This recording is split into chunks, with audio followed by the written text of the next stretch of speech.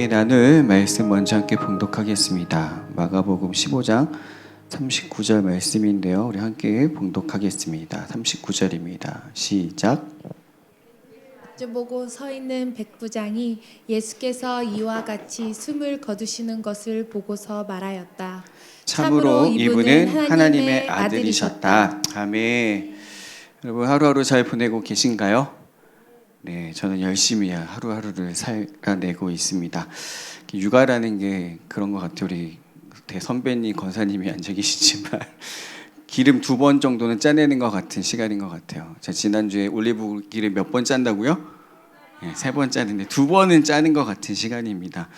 육아를 하고 나면 이제 마지막으로 짜내는 시간이 아이들 재우고 난 시간인데 그 시간이 저와 아내에게 참 중요한 시간인데요. 대부분은 잠들고 못 버티고 보내지만 그런 시간이 꼭 필요합니다.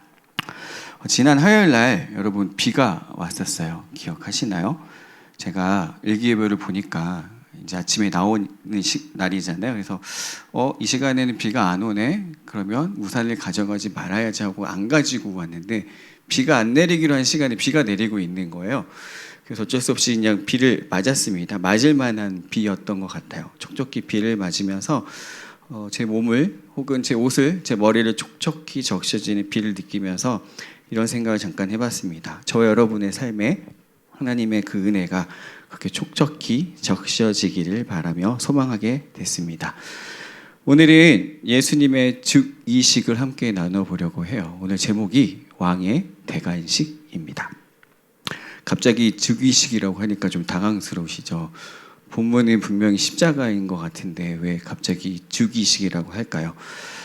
우리는 왕의 즉위식을 직접 보러 가신 분 혹시 계신가요? 지난번 영국 왕실의 그 즉위식 대관식 보러 가신 분 혹시 있으실까요? 없으시죠? 저와 여러분 직접 볼 일은 많지 않겠지만 유튜브를 보니까 잘 나와 있더라고요. 하려면서도 굉장히 격조 있고 웅장한 모습을 보게 됐습니다. 그럼 오늘 제가 여러분과 함께 나눌 예수님의 대관식은 전혀 반대되는 모습입니다. 그럼에도 그분이 예수님이 왜 우리의 왕이신지, 그분이 왕 중의 왕인지를 오늘 이 백부장의 고백을 통해서 함께 나눠보겠습니다. 예수님은 앞서 이 대관식을 맞이하기 위해서 어디로 가셨죠? 어디 동산으로 가셨죠? 네, 겟세마네라는 곳으로 갔습니다. 그곳에서 얼마나 그 왕관의 무게가 무거운지를 체험하시고 실감하시는 시간들을 보냈죠. 얼마나 엄중한지를 몸소 체험하는 시간을 겟세마네에서 보내시게 됩니다. 그리고 우리도 간접적으로나마 그분의 부르심과 그분의 순종의 무게가 어떠한지를 조금은 알게 된 시간이었습니다. 마가복음 15장은 예수님의 마지막 사명을 향해 나아가는 모습이 보여지는 장입니다. 굳이 복음서를 발단, 전개, 위기, 절정, 결말로 보면 위기, 절정 부분이 오늘 본문의 말씀일 것 같습니다. 예수님 어떤 방법으로 그 길을 가실까요? 우리가 너무나 잘 알다시피 어린 양같이 그 길을 나아가게 됩니다. 마가복음 15장 3절 5절 우리 함께 읽어보겠습니다. 시작. 대제사장들은 여러 가지로 예수를 고발하였다. 빌라도는 다시 예수께 물었다. 당신은 아무 답변도 하지 않소? 사람들이 얼마나 여러 가지로 당신을 고발하는지 보시오. 그러나 예수께서는 더 이상 아무 답변도 하지 않으셨다. 그래서 빌라도는 이상하게 여겼다. 네, 여러분 우리가 만약에 여러분이 재판정에 있다고 하고 누군가 나를 무고하면 여러분 어떤 반응을 하시겠어요? 예전에 그 이진욱이라는 배우가 자신을 무고한 그 사람의 앞에서 이제 그 경찰에 조사받으러 갈 때 표정이 전 아직도 생생해요. 나는 정말 떳떳하다. 한번 두고 보자라는 무서운 매의 눈빛으로 나는 전혀 잘못이 없다라는 거를 이렇게 보여줬거든요. 예수님도 엄청나게 많은 무고들을 당하고 있는 거예요. 종교 지도자들 뿐만 아니라 종교 지도자에 섭외했던 많은 사람들이 엉터리 말로 예수님을 고발하고 있었습니다. 그래서 빌라도가 물어보는 거예요. 봐라, 너에 대해서 이렇게 고발하고 있는데 왜 아무 대답하지도 않으십니까? 대답 좀 해보세요 라고 했을 때 예수님은 아무 대답도 하지 않으십니다. 이진욱처럼 무서운 눈빛으로 째려보지도 않으세요. 가만히 계십니다. 지금의 상황을 벗어나려고 하지 않으세요. 오히려 나는 이 길을 가야 합니다라는 것 같아요. 묵묵히 그 길을 가기로 선택하신 예수님을 보게 됩니다. 그런 예수님을 대신해서 한 사람이 풀려나게 돼요. 누가 풀려나냐면 바로 바라바라고 불려지는 사람입니다. 6월절을 맞아서 1년에 한 번 정도 로마 총독이 그 감옥에 갇혀 있는, 우리나라로 치면 특별 사면, 8.15 강복 특별 사면 같은 걸 하는 거죠. 사면을 해주기로 했어요. 아무리 자기가 조사해봐도 예수님이 아무 죄가 없으니까 예수님을 놓아줄까요? 라고 했을 때 사람들이 누구를 외치냐면 바라바를 낳아달라고 이야기합니다. 여러분, 이 바라바가 누구냐면 폭동에 가담했던 사람이다. 그 폭동에는 살인도 일어났고요, 여러 가지 물리적인 충돌이 있었던 죄를 범한 사람입니다. 근데 그가 대신 풀려나게 돼요. 그리고 마태복음이라는 복음서에 이제 우리가 보고 있는 책은 사본들을 이제 계속해서 전달되어 온 사본들을 베껴 쓴 거거든요. 여러 옛 사본들 중에 마태복음이라는 책에 바라바라는 사람의 이름이 이렇게 기록되어 있는 사본들이 발견된 거예요. 이름이 뭐라고 플레임이 되어 있냐면 바라바 예수라고 기록되어 있는 거예요. 예수님하고 이름이 똑같네요. 그죠? 예수님하고 이름이 같은 것으로 기록되어져 있습니다. 바라바라는 이름은 아버지의 아들이라는 뜻이고요. 우리가 알다시피 예슈아라고 하는 히브리어는 여호수아라는 이름에서 따온 거예요. 구원하다라는 의미를 가지고 있습니다. 플레이만 놓고 보니까 바라바도 예수님과 같은 예수라는 이름을 가진 사람이에요. 이 사람도 자기 열심으로, 자기 생각과 힘으로 세상을 바꿔보려고 폭동을 일으켰던 사람이에요. 물리적으로 세상을 바꿔보고 싶은 사람이었습니다. 근데 예수님은 어떻게 하시죠?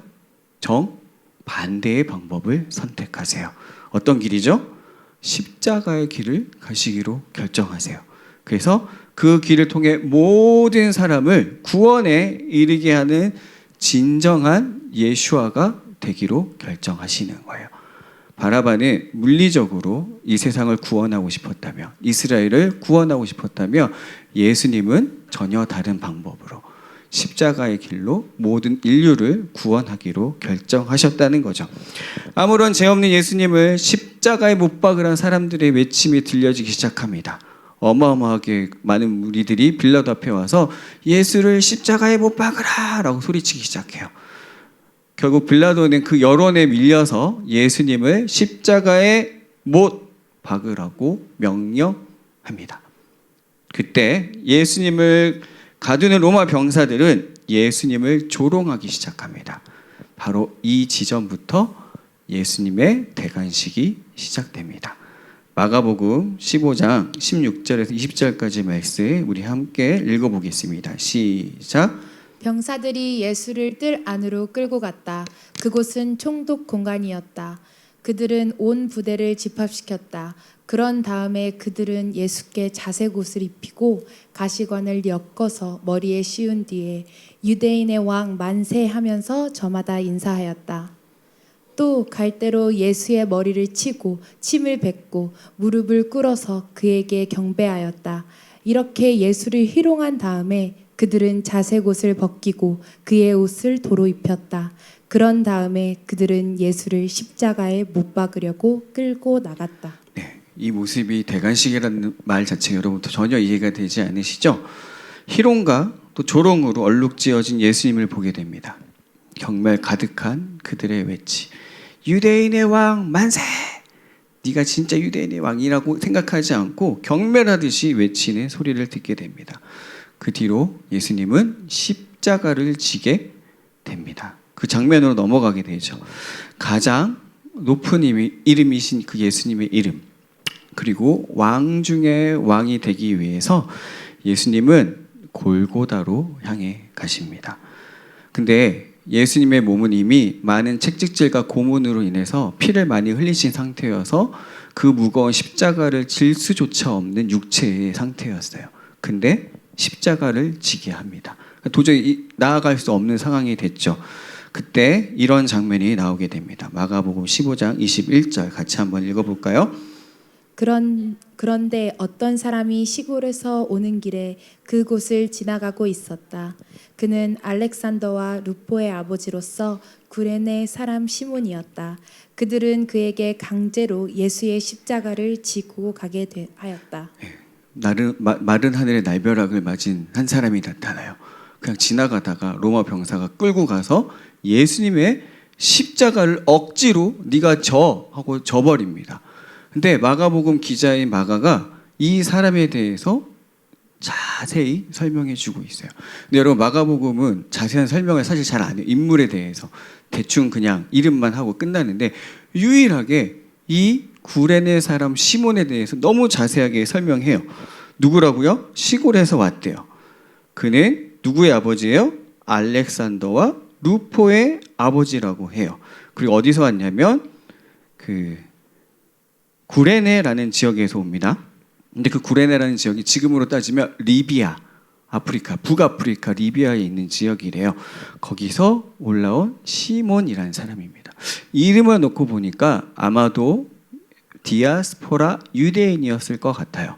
명절이니까 시골에서 그 지역에서 이방 지역에서 예루살렘에 왔을 것 같아요. 근데 이 사람은 예수님을 잘 모르는 사람 같습니다.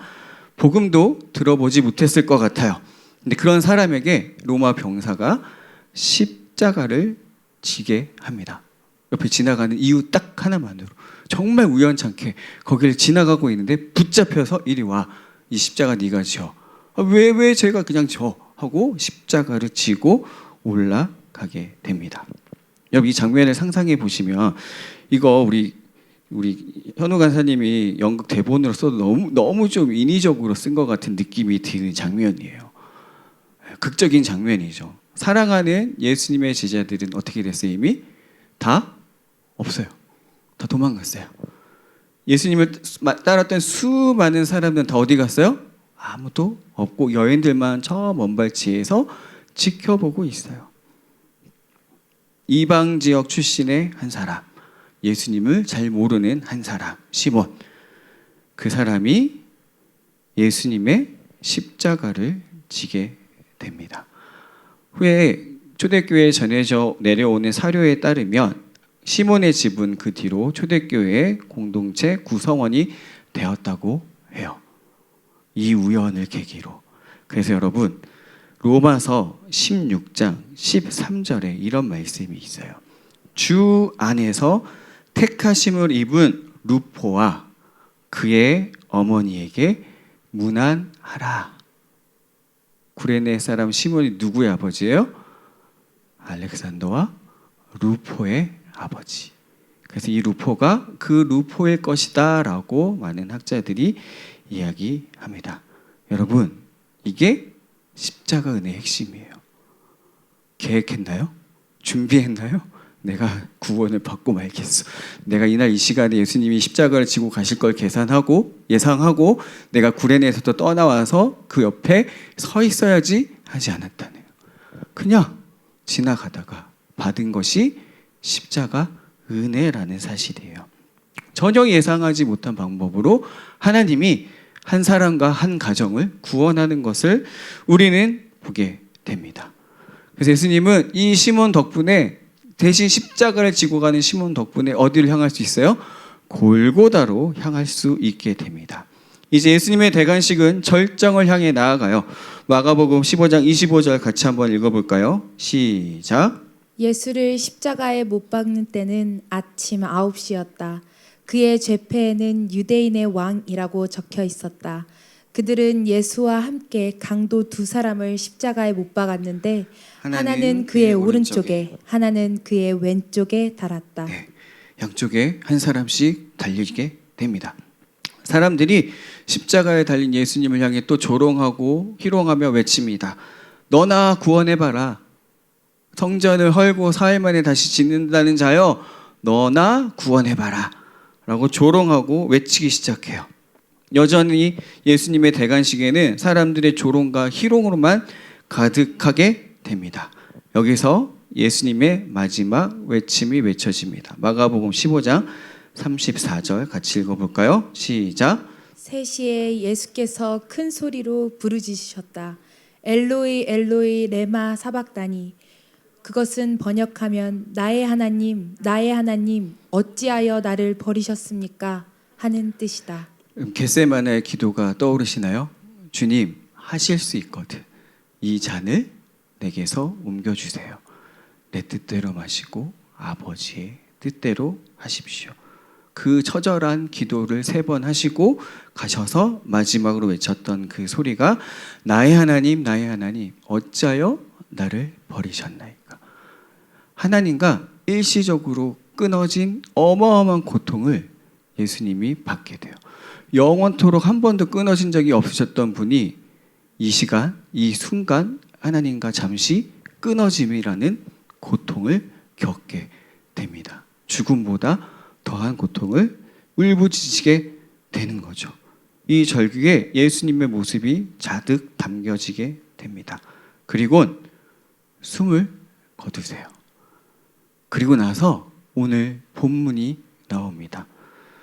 여러분, 예수님이 죽으셨어요. 부활하지 않으셨어요. 다시 살아나지 않으셨어요. 그냥 힘없이 맥없이 십자가에 달려 죽으셨는데 백부장의 고백은 너무너무 의아스러운 고백이 나오게 돼요. 뭐라고 고백한지 우리 다시 한번 읽어볼까요? 15장 39절입니다. 같이 한번 읽어볼게요. 시작. 예수를 마주보고 서 있는 백부장이 예수께서 이와 같이 숨을 거두시는 것을 보고서 말하였다. 참으로 이분은 하나님의 아들이셨다. 여러분, 죽으셨어요. 근데 그 죽음을 눈앞에서 바라보고 있는 로마 병사, 장교, 백부장인 장교 이 한 사람이 예수님을 죽은 걸 보고서 참으로 이분은 하나님의 아들이셨다라고 외치고 있어요.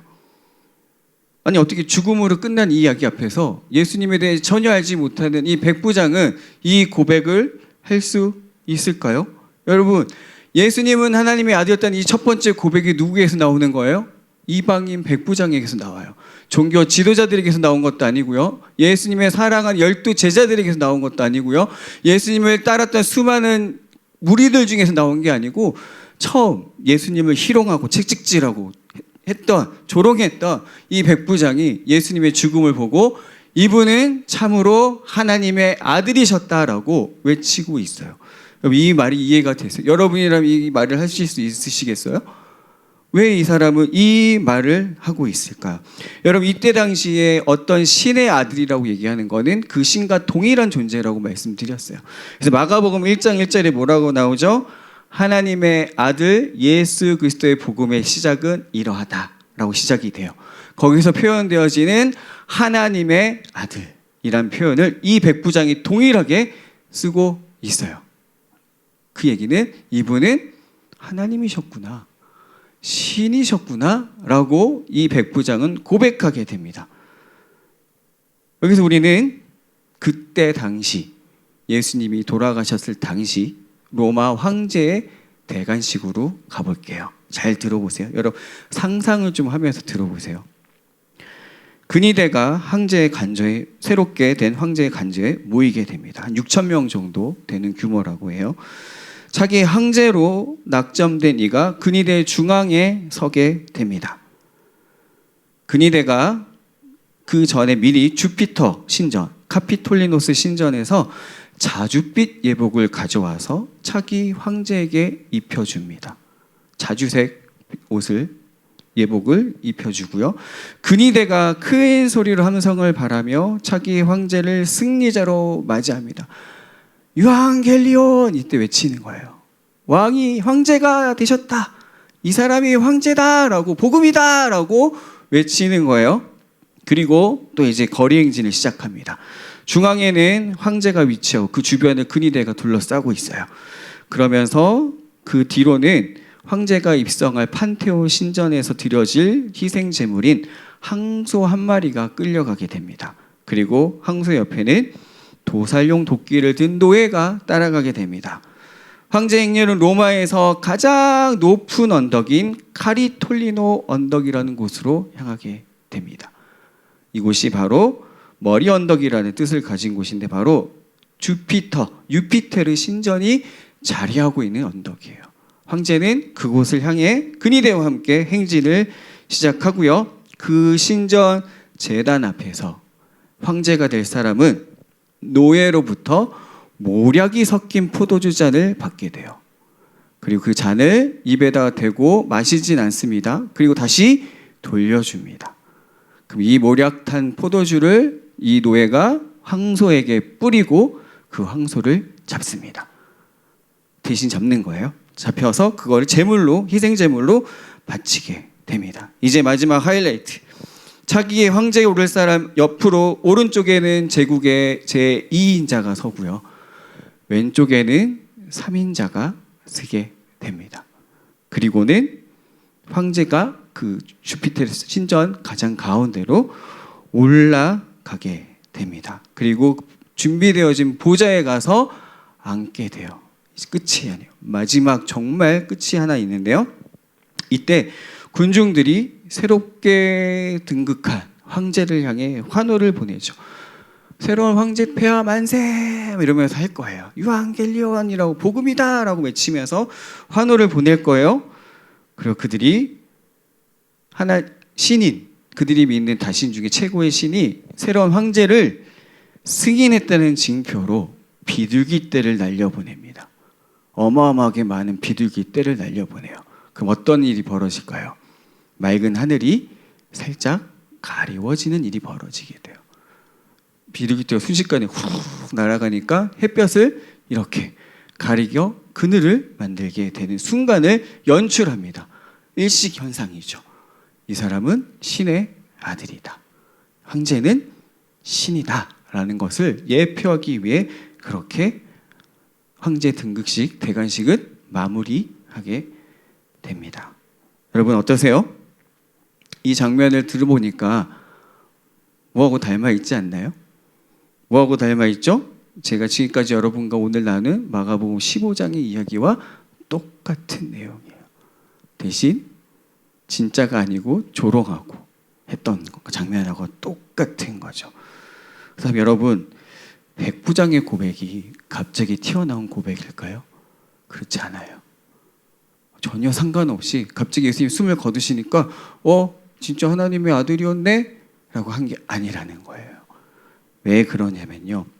황제 즉위식에서 가장 중요한 징조, 계기 일식과 같은 현상이 나타나야 되잖아요. 그게 가장 중요한 장면 중에 하나예요. 이 사람은 진짜 신이다 라는 걸 나타낼 때. 마가복음 15장 33절 같이 한번 읽어볼까요? 시작. 낮 12시가 되었을 때 어둠이 온 땅을 덮어서 오후 3시까지 계속되었다. 비둘기 푸득푸득푸득푸득푸득 1초, 2초, 3초 끝. 근데 12시부터 3시간 동안 하늘이 덮여요. 개기일식이 하늘을 덮어서 까매져요. 무려 3시간 동안. 예수님이 죽으실 때까지. 그 장면을 백부장이 본 거예요. 인위적으로 만든 게 아니라 초자연적인 현상으로 나타난 하늘이 어두워지는 사건. 이것을 통해 이방인 백부장은 우리가 조롱하고 희롱하며 네가 유대인의 왕이냐 좀 해줄게, 대관식 해줄게 막 해줬는데 진짜였네. 이분 진짜네. 우리가 장난으로 했는데 이분 그런 분이 진짜 신의 아들이었네 라고 고백하는 거예요.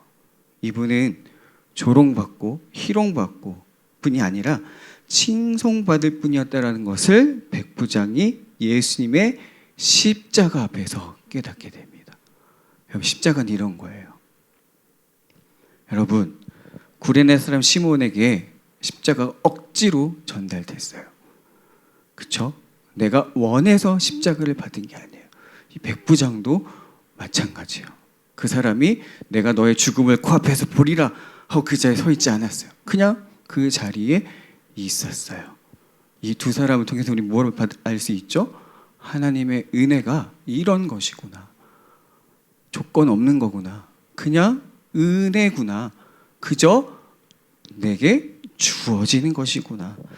여러분, 근데 우리에게 주어진 이 구원, 우리에게 놀랍도록 부어진 이 은혜가 가끔 버거울 때가 있어요. 시몬이 십자가 이고 갈 때 괜찮았을까요? 건장한 사람도 그 무거운 나무를 지고 올라가는 거는 쉬운 일이 아니었을 거예요. 그리고 여러분, 유대인에게서 나무에 달려 죽는다는 건 저주에 가까운 저주예요. 최악의 저주. 근데 그거를 지고 가는 게 뭐가 좋았겠어요? 하나도 좋지 않았을 거예요. 기쁘지 않았을 거예요. 정말 쪽팔린 것 넘어서 부끄러움의 대상이었을 텐데, 그럴 때가 우리 가운데 있어요. 구린 사람 시몬이 억지로 십자가를 지었던 것처럼 말이죠. 근데 여러분, 시몬은 말씀을 육신으로 살아낸 처음의 사람이었어요. 예수님이 뭐라고 말씀하시죠? 나를 따라오려거든 자기를 부인하고 자기 십자가를 지고 나를 따라오너라. 그 십자가를 실제 몸에 지고 따라간 첫 번째 사람이 시몬이었다는 사실입니다. 겟세마네 기도와 같은 자기 부인의 시간이 우리 가운데 필요하죠. 그리고 예수님처럼 골고다로 향해서 가는 십자가 걸음이 필요합니다. 근데 여러분, 그게 저 여러분이 갈 수 있을까요? 버거운 정도로 끝날까요? 무겁고 싫은데요, 이 정도로 할 수 있는 일일까요? 아니요, 우리는 할 수 없어요. 우리 힘으로 하면 큰일 나요. 할 수 없는 일입니다. 도저히 감당되지 않는 일들이죠. 하나도 우리가 할 수 있는 일이 아니에요. 그래서 예수님이 골고다에 올라가셨어요. 우리를 대신해서 십자가에 달림을 당하셨고 죽임을 당하셨습니다. 왜 그렇게 하셨냐면요, 우리를 향한 하나님의 사랑을 확증하시기 위해 그렇게 하셨어요. 예배팀 나와주실까요? 사랑하는 여러분, 십자가의 길, 예수님이 지금 골고다로 향해 가는 길은 진정한 왕으로 즉위하는 대관식을 향해 가는 길이에요. 그럼 예수님 뒤에 세워져 있던 오른쪽 왼쪽에 있었던 강도의 자리, 누구의 자리죠? 저와 여러분의 자리예요. 예수님의 죽음을 통해 예수님을 제대로 알아본 사람은, 그때 당시 유일해 보이는 사람은 이 백부장이었습니다. 근데 이제는 우리 모두 다 잘 알고 있어요. 여기 있는 우리 모두 예수님이 누구인지 잘 알고 있습니다. 진짜 왕 중의 왕, 하나님의 아들, 바로 그분이 우리 예수님입니다. 저 여러분의 삶이 주피테르 신전이 있는 그 이탈리아 언덕으로 가는 길이 아니라는 사실을 잊지 마세요. 우리는 골고다를 향해 가는 길이어야 돼요. 근데 여러분, 그 길이 세상의 눈에는 실패한 것 같아 보일 수도 있고, 해골의 곳이니까 그 볼 게 있었겠어요? 지금도 지금 유추되는 곳이 예루살렘에 있는데요, 별로 이렇게 없어요. 진짜 없어요. 근데 그 길이 승리의 길임을 여러분 잊지 마시기 바랍니다. 예수님을 따라서 올라가는 길이 복된 길임을 잊지 마세요. 예수님이 왕으로 즉위하시는 대관식이 골고다 언덕에서 일어났다는 것을 잊지 마십시오. 근데 우리는 세상이 살아가다 보니까 자꾸 비교하게 되고 놓치게 되는 것 같아요. 나를 짓누르고 있는 현실 앞에서 골고다는 아닌 것처럼 보여질 때도 있어요. 근데 여러분, 구레네 사람 시몬처럼 저 여러분도 십자가를 어깨에 지고 골고다로 나아가는 삶이라는 것을 잊지 마시기를 소망합니다. 근데 여러분, 더 희망인 소식은 예수님이 이렇게 말씀하셨어요. 내 멍에는 쉽고 가볍다. 왜요? 예수님이 같이 지어주는 멍에이기 때문이에요. 혼자 지고 가는 멍에가 아니기 때문입니다. 저 여러분을 위해서 예수님이 바로 그 십자가의 길로 가셨습니다. 그리고 이렇게 말씀하세요. 따라와, 같이 가자 라고 말이죠. 그렇게 골고다로 향해 우리가 한 발짝 한 발짝 실패한 것처럼 보이더라도 승리의 기림을 잊지만은 우리가 서로 힘을 내며 나아가는 저 여러분 되기를 간절히 소망합니다. 이 시간 우리 예수 거룩한 찬양하며 우리 기도하며 나아가겠습니다.